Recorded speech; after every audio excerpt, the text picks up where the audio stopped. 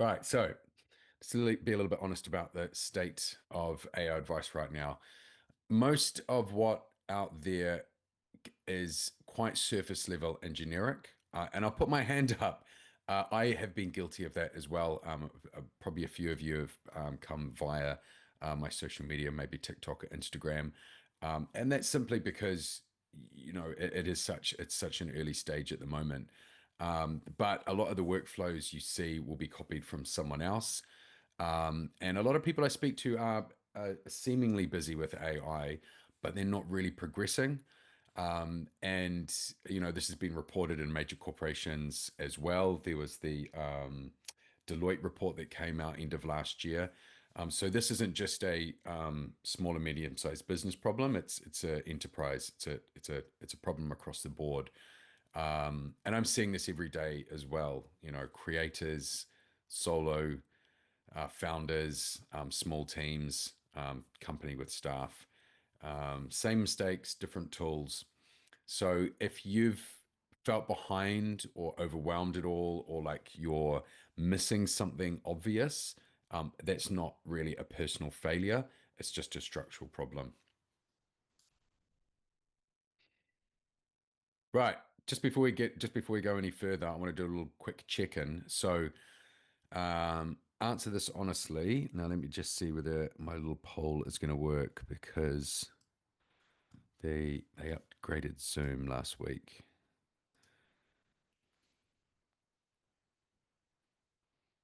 And let's just see if this works.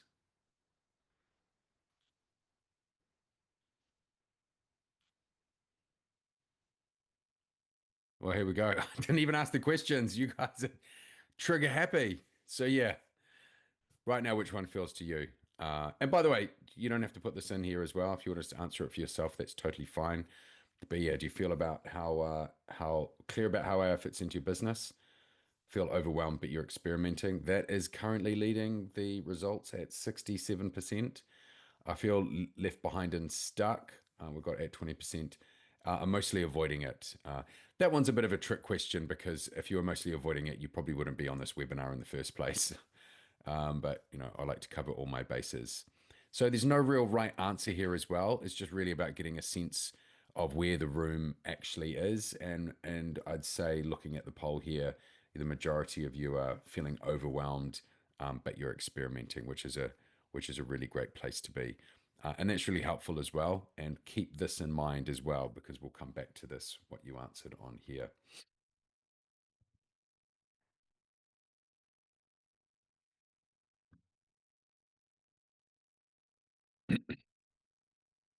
Now, one of the myths I believe right now is AI itself is confusing. And I really believe it isn't. What is actually confusing is trying to make decisions in an environment where there are too many options, there's too much noise, too many tools, and no clear sequence, no clear sense of sequence. And I find a lot of people don't have an AI problem, they have a decision problem. And they're trying to decide what to do without first deciding what matters for them and their business and their situation. And when that happens, every new shiny tool just adds a bit of friction and potentially is going to cost you money, not necessarily in tool fees, but in lost resources and lost time. So here's a simple contrast that I see all the time. Um, Founder A installs more tools, more automations, and more AI helpers. Sometimes end up being less productive than before. Founder B removes tools, simplifies what they're doing, and suddenly starts making progress again. Oops. Now, this is the same AI. We've all got access to the same AI, either, and I, on a very basic level, you're either using ChatGPT, Claude, Grok, Gemini, or a combination of them, right? So everyone's got access to the same technology, but you get completely different outcomes. And the reason is very simple, is because the tool wasn't the variable. The difference is how each person was orientated before they even touched the tool. So I want to talk about templates at the moment, and in the case of Claude skills. So when I say automation templates, I mean like Zapier templates, NAN templates, pre-built AI workflows, pre-built agents, and the latest thing which people are building, or which is the buzz, is grabbing a GitHub repository of hundreds of Claude skills. And these things are everywhere. I've got a bunch of them. I share them as well. And I want to be clear as well, like the reason people buy them or download these is not because they're lazy or naive, but they're buying them because the promise is very seductive, right? Someone's already figured this out. Someone has already done the hard thinking. All you need to do is to plug it in, right? Seems like awesome, great. I can move along. And, in a world where everyone can feel left behind, which we saw on the poll as well, a lot of you feeling that way, that can feel like relief, and it feels like progress without the risk. But if you've ever bought one or been tempted to, that makes complete sense. But what usually doesn't get talked about is every template assumes a lot about you. It's going to assume your data is structured the same way. It assumes your decisions happen the same order. It assumes your business is at the same stage. Your tolerance for complexity matches the person who built it. And importantly, it also assumes you understand your own system well enough to know what should change, your own business system, your own structure. So templates aren't failing because they're wrong. They're failing because they assume context that hasn't been defined yet. And that's, because it's a template. It's a victim of its own nature. And I see I see this play out a lot of the time as well. So a solopreneur or founder buys a couple of automation templates. Maybe someone, they're following off TikTok or Instagram. They connect some of it, a few things kind of fire, some data moves around, feels pretty promising, great, things are kind of moving. Then something doesn't quite work. They tweak a setting, change a field. This happens a lot as well when with vibe coding. They get an error message, but the deeper issue isn't necessarily technical, because they don't know what should be customized or why. So there might, nothing's fundamentally broken, but nothing's helping either. And, eventually they stop using their vibe coded platform, the templates get turned off, they go back to doing things manually. And that's not necessarily because the tools or templates were bad, but it's because the money, the time that was lost trying to make it work erodes your confidence, and the momentum disappears, right? And eventually people just sort of stop trusting AI itself. They say it's not really working for me. I guess maybe my business is too messy. It's not quite ready. AI is not smart enough yet. When in reality, people were trying to automate and get agents to work on what they were doing before they were orientated and before their business was orientated as well. So, automation without orientation is just guessing faster, right? So, this is the core idea I want you to hold on to. If you don't know what needs to change, every template is just a gamble. Automation without orientation is guessing, and you're just doing it more quickly, right? And once you see that, you'll see why copying other people's AI setups often leads to frustration instead of leverage.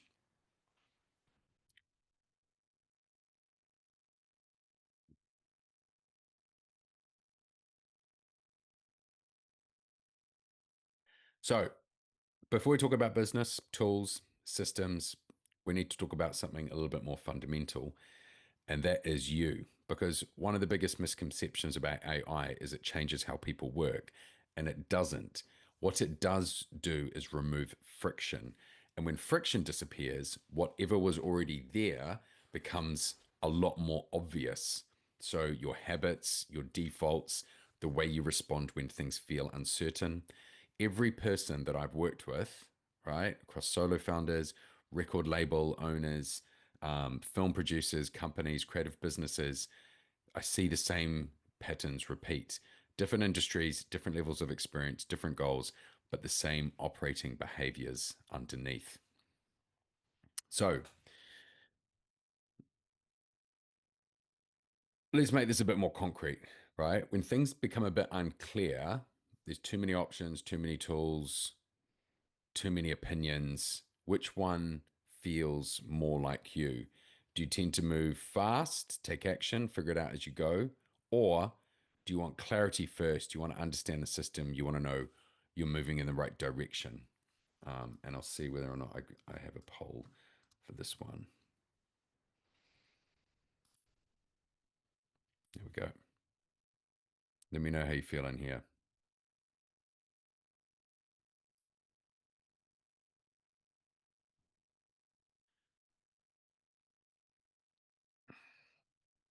All right, we've got a 35-65 split. A 20, 24 people on I want clarity before I move.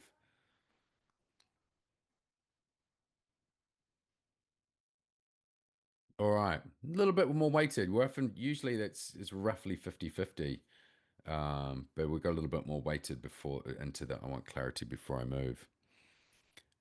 John says, but I also want to move fast. Yeah, there is that. There is, depending on what time of the day it is, depending on whether you're A or B. I understand that as well.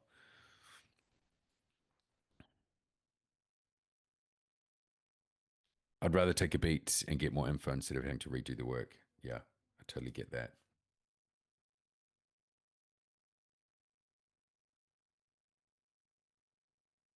So let's talk about A, the fast mover. So this is someone who's comfortable acting without complete information, not afraid to try things, not paralyzed by uncertainty. In many ways, that can be a strength. And I'm probably, if I had to pick between one and two, I'm probably a one. This is probably me. And when AI enters the pictures, something really interesting happens.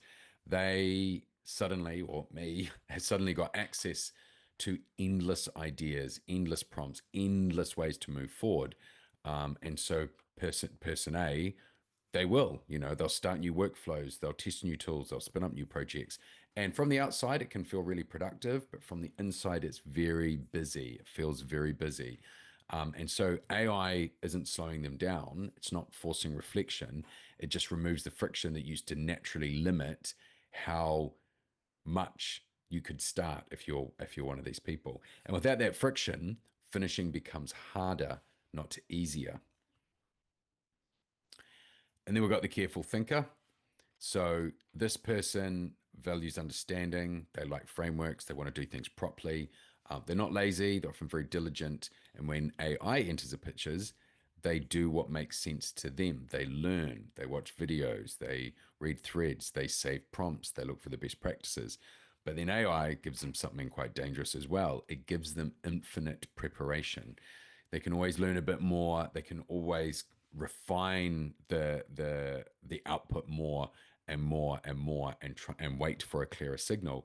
And because AI has another answer and it's constantly saying, "Would you like me to do this?" by default, and ChatGPT is notorious for doing this. It's always got another perspective, another suggestion. There's never a natural stopping point, right? AI doesn't give them clarity; it gives them more reasons not to move.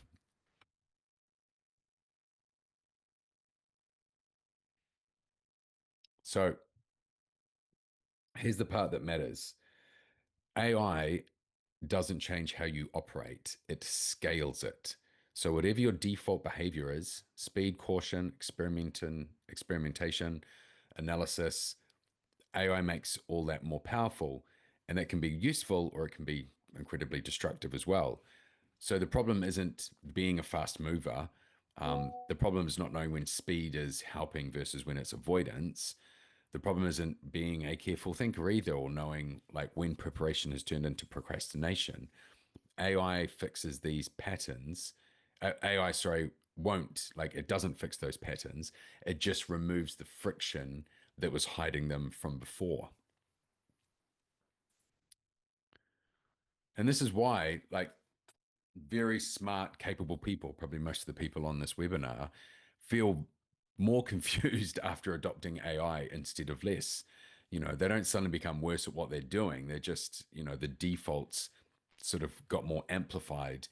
And when you see that, something important can shift. The question stops being which AI tool should I use? And it becomes how do I tend to operate and when does that stop serving me? And that's the doorway into the next part. So up until this point, we've been talking about how people tend to operate, and I did a very broad, one of two people. Obviously, there's a scale of things, but for the point of this, um, what people's defaults are, what AI amplifies once that friction is removed. But when things actually start to change, is once you understand how you operate. The next question is how to use isn't how to use AI, but when to use AI. Because most problems with AI don't come from bad tools or bad prompts. They just come from doing the right thing at the wrong time. So one of the biggest, there's four different kind of stages, right? One of the biggest problems people make is it's got a single best use, and AI behaves very differently depending on the state your business is actually in. So I would say, broadly speaking, people fall into one of these four states at any given time: clarity, direction, momentum, or simplification. And these aren't really personality types. I'm more describing like a business OS, like their business states, and they change as well, and they can change in different departments. You can be in clarity in this quarter, momentum in the next quarter, and you can be in different states in different parts of the same business, right? So the problem is that most AI advice completely ignores this. And so we can kind of ground this at the moment. Um, I want you to, like, right now, where you are today, not where you want to be or where you think you should be, but where are you actually? Like, are you still working out? I'll just bring up the next poll. Are you still working out what actually matters? That's clarity. Do you know what matters but just need focus? So that's needing direction. Are things working but feel heavier than they should? That's needing momentum. And the business works, but do you feel it's more complex than it needs to be? And so that needs to come down to simplification. And, don't overthink it either. Just kind of roughly pick one. And you might feel like you've got none of them, and that's fine as well. This like, it's not a judgment thing here. This is just getting some orientation.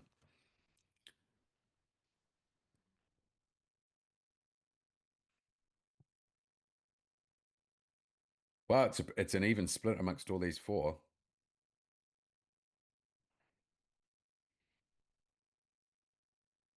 A lot of, yeah. I think the winner.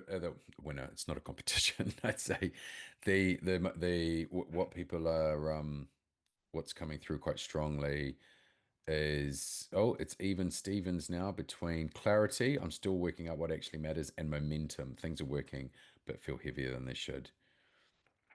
Okay. And I'm sharing this with you so you've got a feeling of like the temperature of what everybody else is.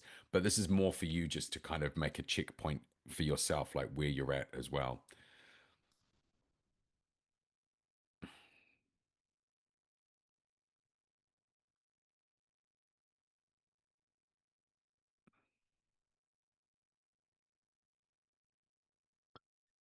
So once you can see those states as well, you can also start seeing the same, you can start seeing the same mistakes over and over again. In the clarity stage, people try to automate confusion.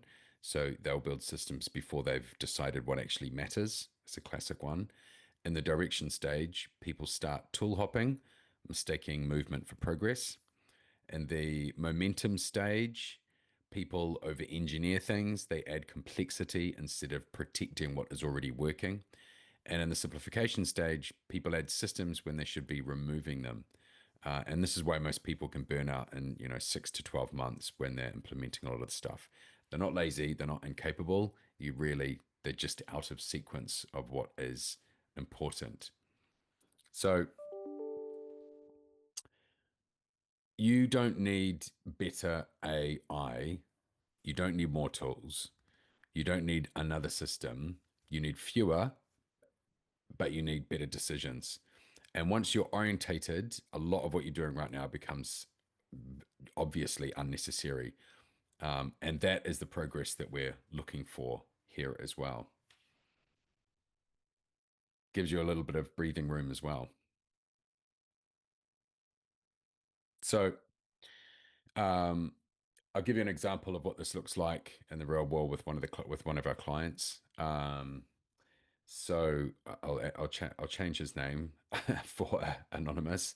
I've written his real name here. I'm just trying to think of a new Mike. God, it's such a random basic name. Anyway, Mike, he runs a business, and Mike's business helps companies secure funding. So navigating the application process, knowing which banks suit which situations, understanding what lenders actually want to see, and he's built this expertise over the years. He's used to running large retail businesses, which he eventually sold, and he's doing now something smaller by design. He doesn't want a big team, 5 to 6 people, but doing good turnover. So not a big team, not a big empire, a lot less stress. But he set this up, and he's now become the bottleneck, right? When he when he started the business, he was doing everything himself. Um, he's now got 2 people to implement the work, and he's got a salesperson, but nothing's really changed for him because every decision, every edge case, every like which bank should we approach here still has to go through Mike. And his team's growing, but the system isn't. So what he wanted to do was extract himself from the day to day without the business losing what made it work. And he knew that his expertise was in his head, but he didn't know how to get it out from his head so his team could actually use it. And he also knew he wanted to use AI, but he didn't know where to start. Claude, Gemini, ChatGPT, NAN, what else? So he was stuck at that tool question before he'd even answered the system question. So we went through an audit. A few things became very clear. First, he was trying to automate before he'd extracted information. So the AI questions, which tools, which platforms, were actually the wrong place to start in his instance. What mattered first was mapping the decision logic that lived in his head. What questions does a client need to answer? What does that determine about which banks to approach? Until all of that was documented and put into a system, none of the tools are really going to help him. Then the human OS piece landed quite hard for him, right? He's a fast mover, confident, action orientated, happily orientating without a full picture. And that's why he'd built a successful business. But it also meant he'd hired people without thinking clearly about what thinking he needed them to do versus what execution he needed them to handle.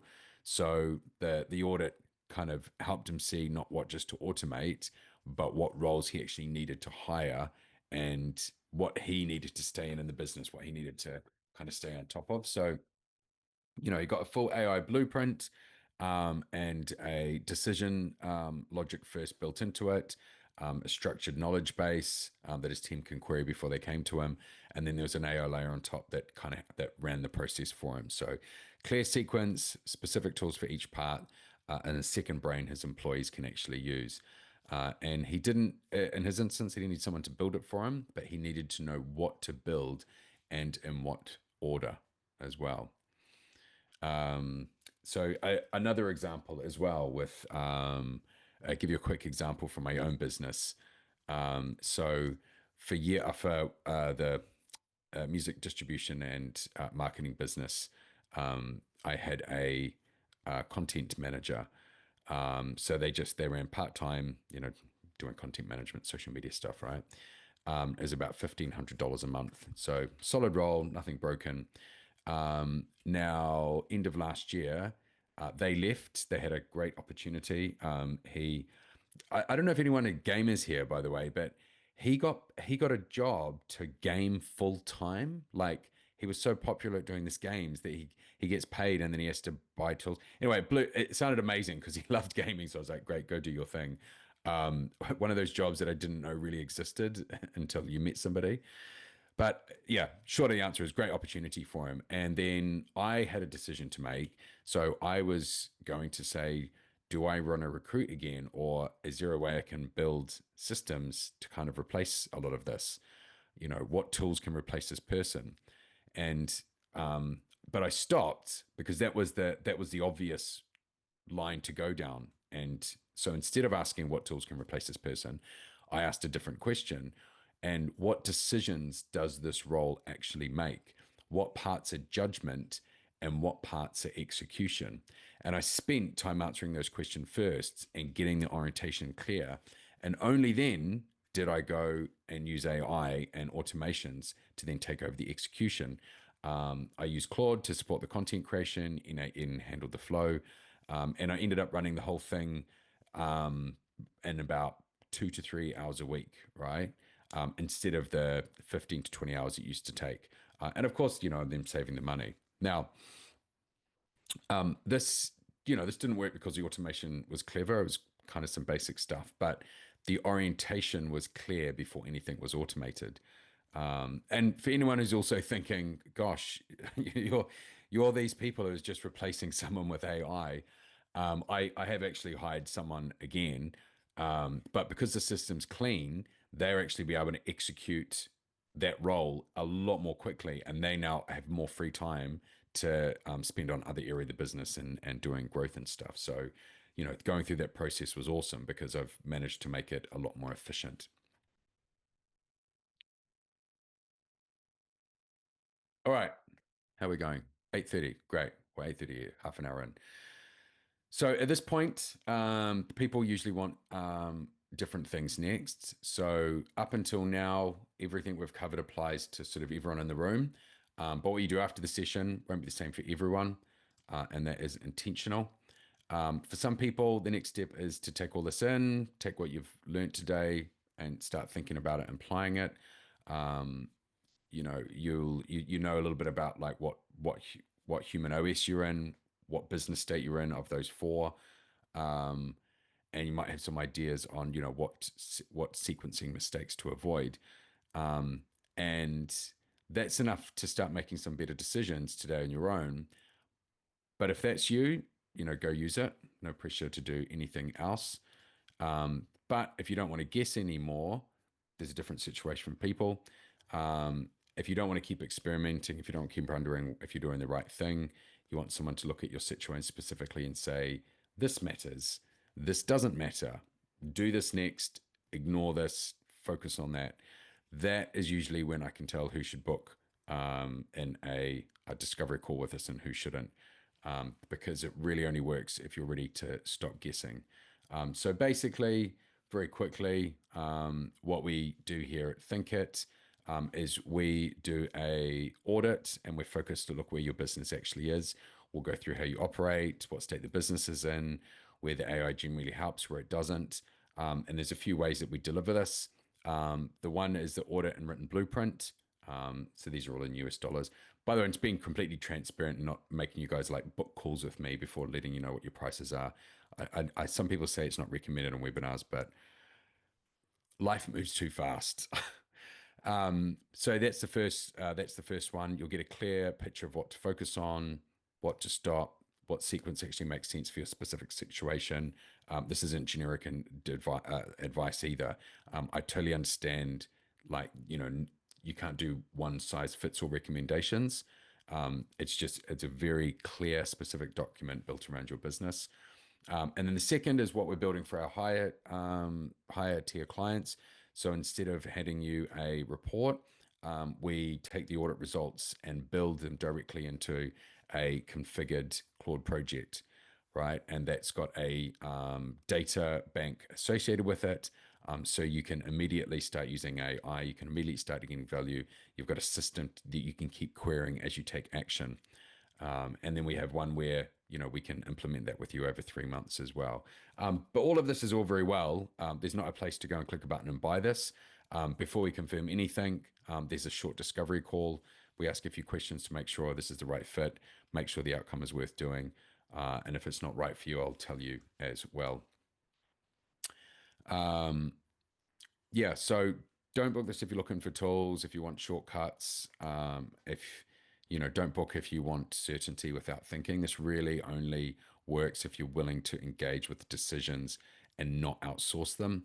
So if that feels uncomfortable, that's a good sign. It means you're taking it seriously.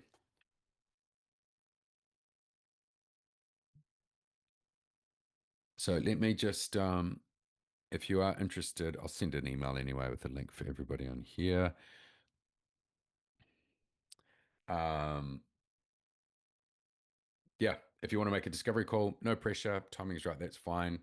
They go for about 30 minutes, and there's a link there. But like I said, after this call, I'll send that link over and you guys can make a booking on there.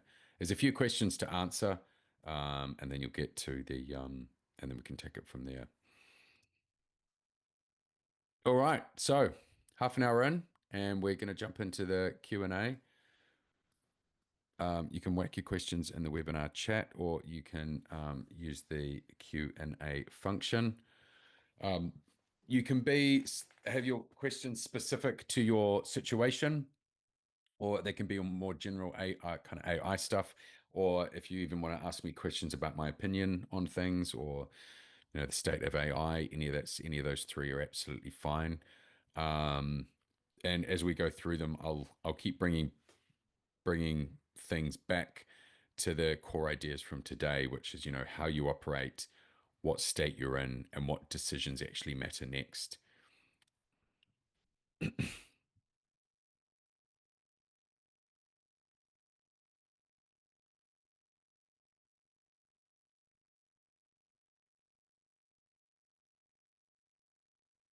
Um, what if my business is too small for this? It's just me by myself. Um, so yeah, I hear you on that. Smaller businesses can feel the pain of AI a bit more acutely, because you're small, so you've got fewer buffers, and there's less margin for wasted time and money. But this isn't really um, this isn't really about scale of your business at the moment. It's about decision quality, and so like orientation matters more when your resources are constrained. And if you're running if you're just starting up your own business, you're going to be in that position. Um,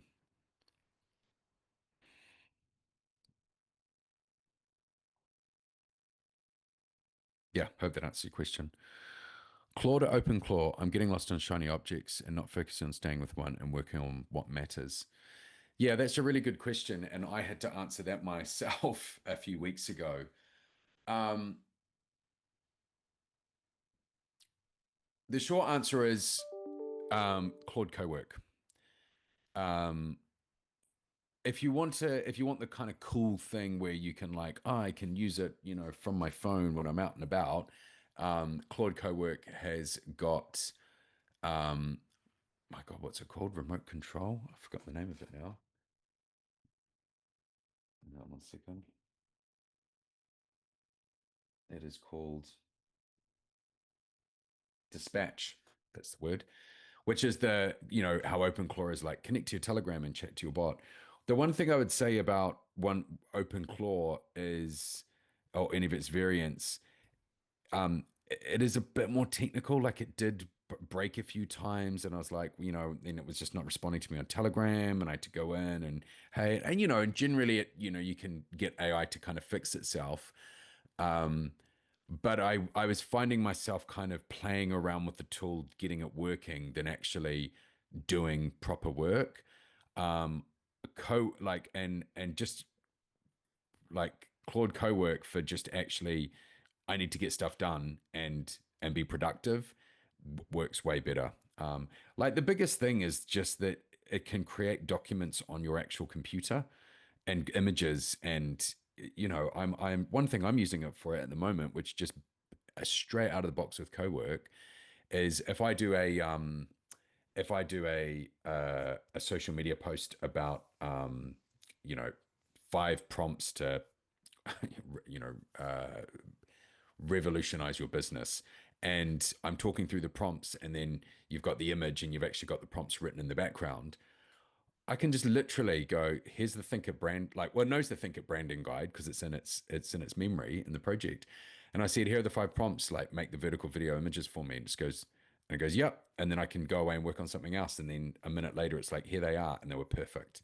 Like, just stuff like that is yeah, is amazing. Is a real time saver. And I can get, I can ask it to create a Word document, and then it just creates that document in your folder.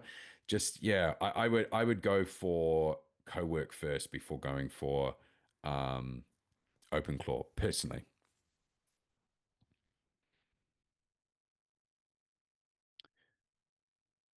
Uh,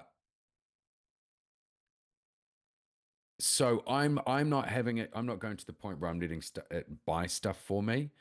Um, I'm a bit reluctant. I know people are doing it. My mate Masson, he like gave I think it was $500 on a card, and I think he was doing like stock trading and stuff.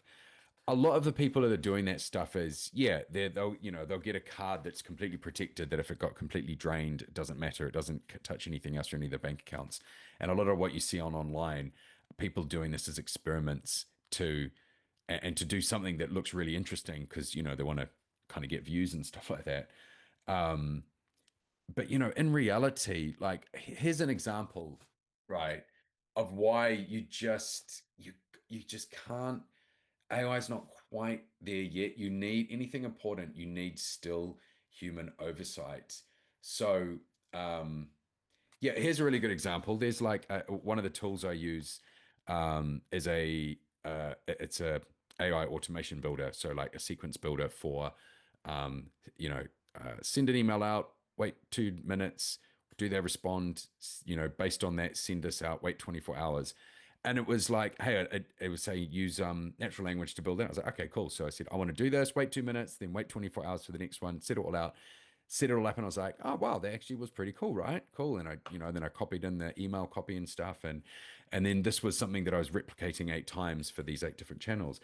And it wasn't until the seventh one that I happened to open up the 24 hour, and it had written 2,400 hours. And I was like, what? So it's almost like it put it as like a 24-hour clock. Anyway, so I was like, that is definitely not a day. 2,400 hours is, I don't know what that is, like weeks.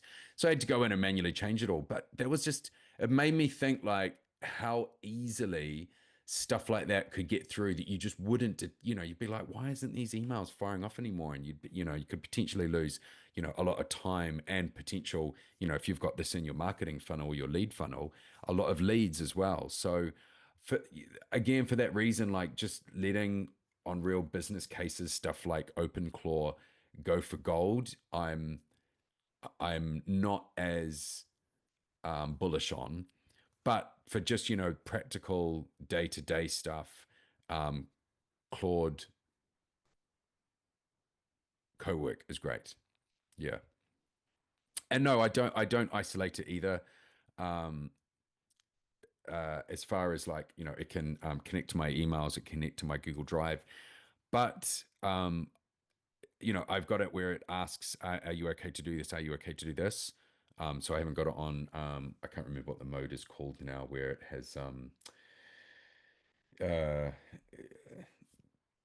mode where it just it doesn't ask you it doesn't ask you okay on to do anything. God, I can't remember what the mode is called. So I always get it to check with me. Um, yeah, and there are people saying, "Oh, you got to be careful," and someone could hack you. I mean, someone could hack my website. I mean, someone could hack anytime. Um,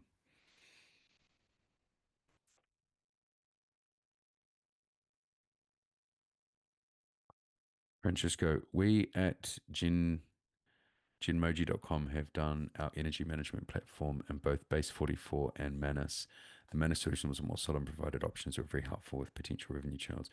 However, now we're tempted on trying the same with Claude Code. We seem to be in the ideal partner for an audit. Any pointers would be welcome. Yeah. Um,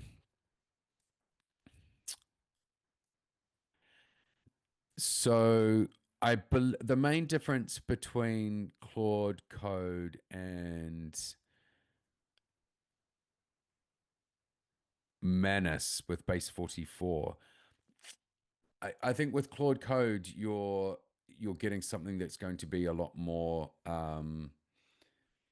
uh, if you need to start getting a developer on board or outsourcing stuff, you're going to be in a better place with Claude Code. Um, but again, I don't know anything about your companies that have to go into that, so I want to be a little bit hesitant before I actually, have any like major opinions on that. But yeah, do Francisco, yeah, do do the fill out the discovery page, and it does sound like it. Yeah, we can do an audit for you and see where we go with that. And I'll check out that Genomoji.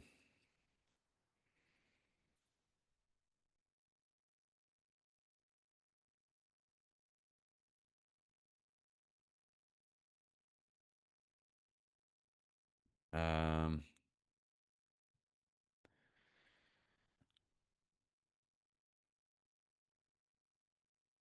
where would you start today if you'd never used AI? Um,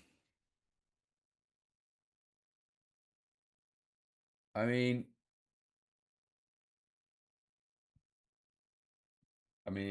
a Claude is where I'd go. One thing I'm doing a lot of as well is um, using Notebook LM, and every time I see a useful YouTube clip um, or resource, I've got this like AI brain that I just put in there, and I get it to do the um, audiobook, where it creates the podcast. That's been really cool if I'm trying to understand a new thing.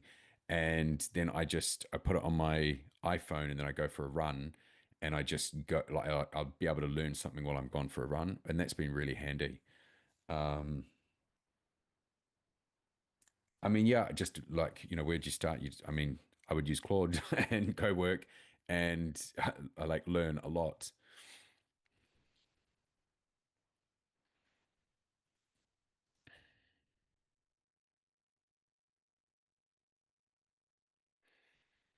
Um, John Hennick, I run a real estate investing company. In 4 to 6 weeks, we're going to replace our VA's text prospecting with a bot that extracts property address, asking price, condition, and square footage directly from text conversation list page. That's great. What's the most reliable architecture for that? Fine tune model, prompt engineering on general model, or something else? So, okay, let's have a look. 4 to 6 weeks, you replace the VA text.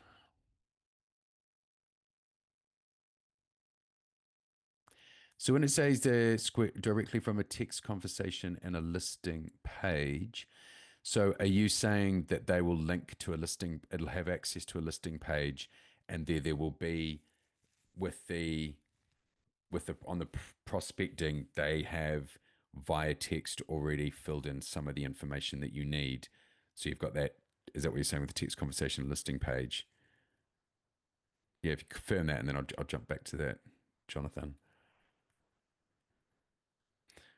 Dan Hawk, Claude, general skills for marketing, etc. These still good to download and use to help get a team of thinkers, e.g., copywriters, art directly. Yeah, definitely, Dan. Like I think that's why a lot of people are using AI for marketing because it's a great place to it's a great easy use of AI that there's normally that you'd normally have to hire someone to do or try and figure out how you're doing it yourself or use templates. Um, there isn't one thing I would say though is is you do I notice a difference between marketers who use AI tools to do marketing and do it way more efficiently and in far larger volume because they understand marketing and they understand like the psychology of it compared to people who are like, hey, we want to, you know, I want to save money and I want to use AI to do my marketing. So I'm going to use tools, but they sort of still don't get marketing. And so, you know, what if, you know, AI will put something out, but you know, the amount of time I'm like, but hang on, wouldn't you put that there because of that, you know, and it responds, that's a, you know, a good, that's a good catch, Nick. You're right. Let me change it. And I'm like, if you if the person was going through this process and want me to understand marketing, they would completely miss that, and it would like that, you know, they'd potentially get a shit selling page or something. So yeah, you know, they're good places to start when you know what you're doing. Um, but yeah, I don't really what's the solution there really is. Um, well, what probably the solution is what a lot of people are doing, which is doing 80% of it and then going to an expert and saying, hey, what do you think? Can you like give me a review on this? I think that's like, I think that's what's going to become the normal for a lot of professions now is a lot of people will be doing 80% of the work with AI and then going to a human and paying the human to do the final 20%. Um, my wife, she works in an animation company, and that's seeing a lot of that now. Like people are coming in saying, "Hey, we've done this kind of bit here. Can you just like clean it up and you know do all that kind of stuff?" Um, and the other thing as well, I've seen as well in the music industry, a lot of singers I know, you know, with AI coming along and Suno, they were like, "Oh my God, my job's going to be, you know, I'm going to be done." Like, there's just all these AI singers. Why are people going to hire me to do anything? And weirdly, they've actually become in the last year busier than they've ever been because people are like using AI, Suno, to like get an AI voice, you know, and get it there. But then they actually still want, you know, still not quite there, and they still just want the human. So they say, "Hey, I've done everything. Can you just re-sing this for me?" And you know, and they're yeah, great. I'll just re-sing it for you and send the wave, and then they get that human element. So they're sort of doing most of the work. So I think you're going to see more and more of that. Yeah, I'm not sure if I sort of if I answered that properly, Dan. Jason, do you have any details you can share for using Notebook LM? I mean, search on my TikTok Notebook LM. I've done a couple of videos on it. To be honest, it's a really simple app to use. Just follow your nose with it. Like, go into just open up Notebook LM. I think you've got to, you know, make sure you've got a Google account, um, and then just go open up project. It's got a new feature as well where you can type in a topic and it will actually go and search for YouTube videos and import them. And then just click on the, you know, make a podcast for me. Yeah, it's and then just it's got like 8 tools on the side. Just click on each of them and see what the output is. That is the best way to use Notebook LM. Like I never looked up on like how to use Notebook LM. I just opened up and started using it, and you know, it just does what it says on the tin. Like it takes information and repurposes it for you in a very efficient way. Um, the one thing I would say is you can um, there is a GitHub repo that will link Claude to Notebook LM, which is handy to do because then if you're like, oh yes, I love it how it's doing the presentations, I don't want to have to keep copying stuff in to the app and copying it back out. You can connect it, and then you can just ask Claude Cowork, hey, can you know take this what we've just been working on and then turn it into a podcast that I can listen to later, and I'll just go off and do it for you. So that would be my one piece of advice with using Notebook LM.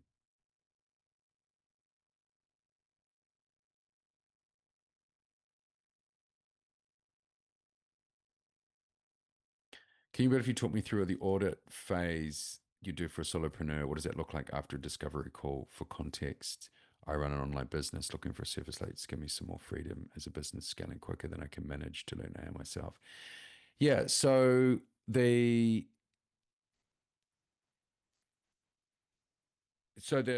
do a discovery call, and that's just really to um, just get a feel for kind of where you are and whether or not an audit is something for you and whether or not, we're going to be able to, if we do that, deliver something that's actually of value for you.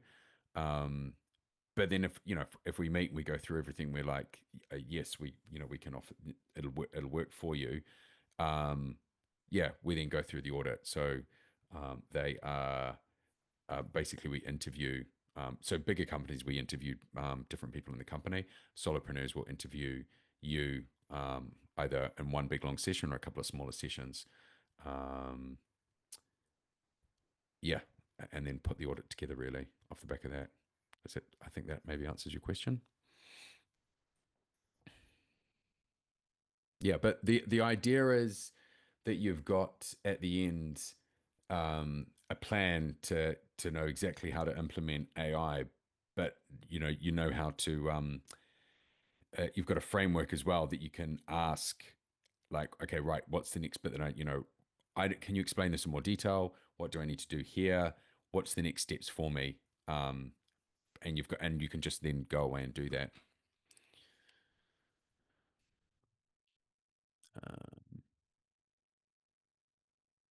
Jason, I started coding a very complex app using ChatGPT before I knew about Claude Code. This app has thousands of lines across various JSJs and app files. Will this be an app? This will be an app that replaces an 80 grand employee. I feel like I should move it to Claude Code, but I'm sure the process already have approximately 70 hours into the dev. Migration.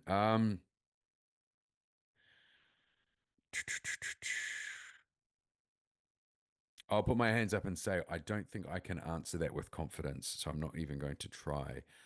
Um, I mean, are you using Codex and ChatGPT? Is that what you mean? Or using?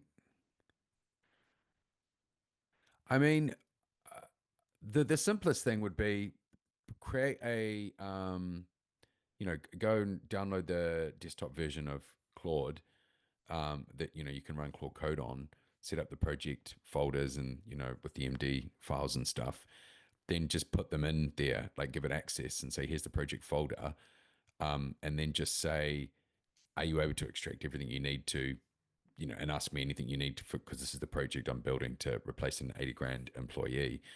Um, you know, the reason why I'm saying that would just be a good place to start. Um, I just saw a thing where a guy who had a program he wrote 20 years ago as like a teenager, and the he'd lost the code base, but he had a programming language he invented that he'd written the original in, and then he had like a walkthrough video of the original game, and he just gave that to Claude Code and said, "Look, this is where I'm at," and it deciphered the whole thing, redid all the code, and made it completely working. Recreated the game basically, like it was unbelievable. So it's pretty powerful what it can do. So as a starting point, you're probably going to be okay, like doing that as a basic migration. A lot of the stuff as well is, you know, rather than going, is this, it's, if you're doing experiments, is this going to work or not in your case, Jason? If you've got an hour, it's just like the case of Notebook LM. Just open it up and have a play.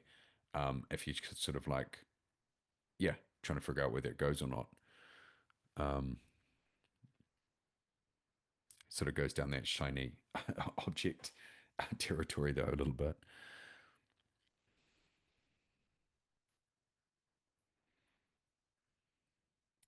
Seems like Claude is the default. Yeah, I mean, I I think it's just because it's. I mean, I use Gemini, Perplexity, um, Claude, and ChatGPT. I do use all four of them. I'm using Claude Cowork the most at the moment for just because of what I'm working on in particular. But to answer your question, Gemini is really good at it if I need to get something like analyzed, or information extracted, or even like, can you can with Gemini you can upload a video and it will transcribe everything in that video for you. Like it's very good at doing all that kind of stuff.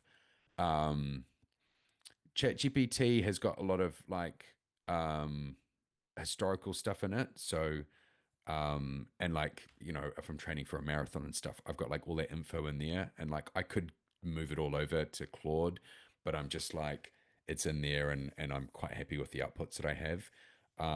So that's why I'm using ChatGPT at the moment. And then Perplexity is for research, especially if I'm doing any stuff like industry based stuff and specific niche industries, and I need to be able to click on and check that the data is actually extracted the data from somewhere real and verify the data. So those are the kind of four I use, and for me, how I'm kind of using them at the moment. I've looked into like, I know there's that app you can build which you can put something in and it uses all four AIs and then gives you the best answer. But I think that's just going to give me more decision fatigue if I go down that angle.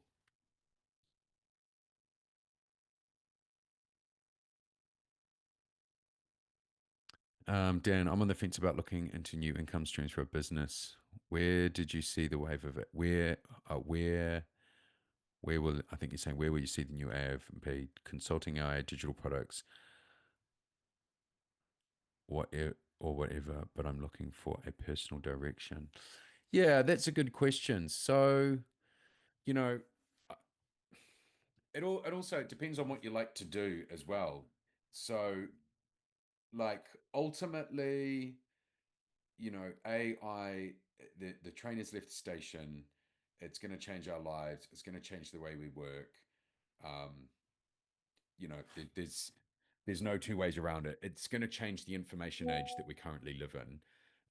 And so um, through that, so so through this area. So going back to Sabrina, if you want to know like an area to do it is like helping people, like implement AI or using AI in the particular niche that you have, or supplying, or the service or product that you have, helping that transition into an AI world is kind of where the money is.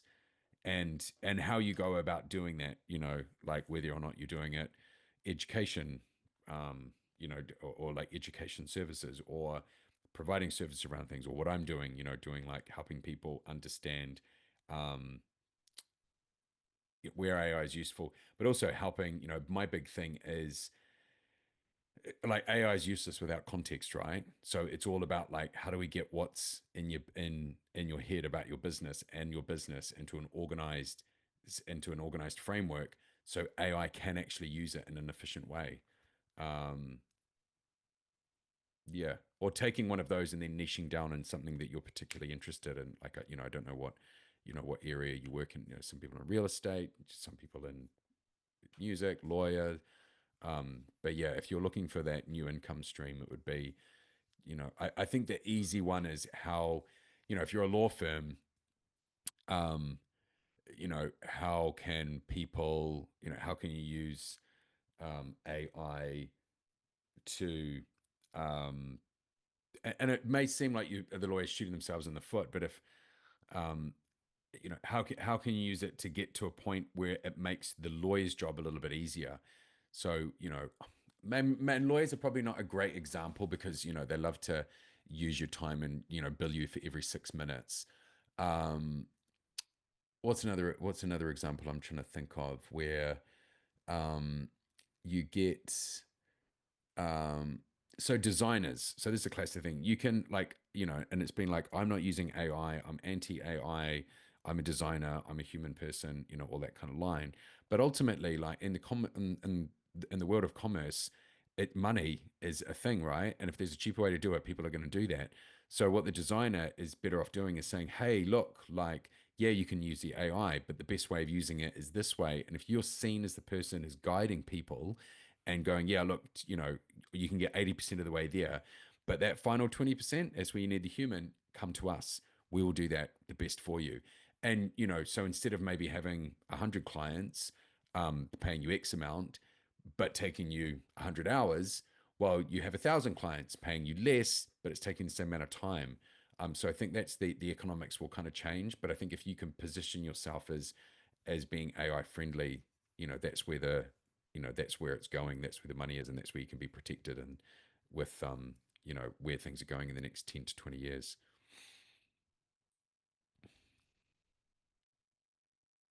Yeah, no pressure on that question. Yeah.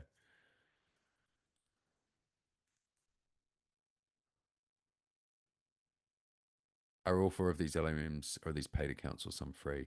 Yeah, so most LLMs you can get a free version. Personally, I pay the all of them. I pay the basic. I think they're all like $20 a month.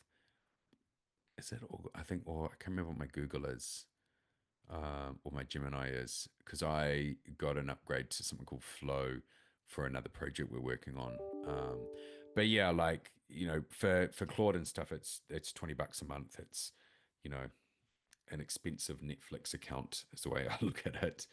Um, tell you one. I don't know what it is about subscriptions, but the one subscription I cannot bring myself to pay for is a YouTube subscription, even though the ads annoy me, and it's actually with the kids, like, and I'm like, they want to watch a choo choo train thing, and then I got to, like, it comes up with some Monzo ad, and I'm like, got to wait for that to go past. But I don't know why I don't want to pay the $15 a month. I think it's because YouTube has just been free for so long. I'm like, I feel like I'm paying for something that just should be free. It's really weird, but I'm paying my, like, whatever it is, $16 for Disney Plus. Sure, no problem. Only probably, the kids are watching that. Like, yeah, I don't know. I spoke to a few people. A lot of people are like, yeah, I can't bring myself to pay for a YouTube subscription, even though it would be so cool. And you can you can listen to YouTube's offline on your phone and off the lock screen and stuff. Anyway, don't know if anyone else has that. Yeah, I know the Brave browser thing with ads on YouTube. Um, it's when you're on devices getting that kind of stuff going. But yeah, I should do a bit more. Right, how we going? 5 past 9. Okay, I can take a few more questions.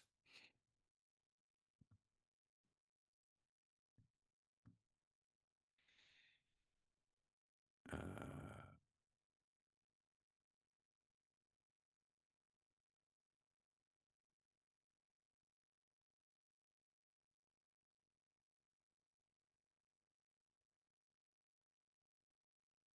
right, I think I'm gonna wrap that up, guys.